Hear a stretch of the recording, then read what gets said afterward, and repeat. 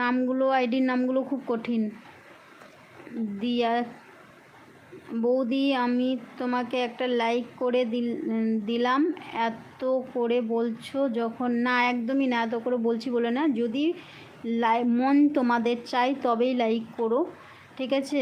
এত করে নয়। আসলে লাইকটা করলে কি বলো তো, আমারও ভালো লাগে মনটা, আর সবার সাথে কথা বলতে আনন্দ পাই, তাই বললাম।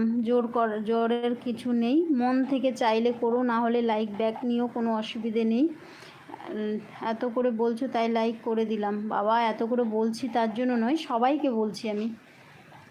আজ মনে হয় পৌঁছাবে না 50-এ লাইক কেউ করবে না, কমেন্ট পড়ছো না। আচ্ছা, হিন্ডুল, আমি লাইক কেন কমেন্ট পড়বো না? কোন কমেন্ট মিস করেছি বলো? আচ্ছা, লাইক করতেই বলবো না তোমাদের, ঠিক আছে? তোমাদের কমেন্ট পড়ছি আমি।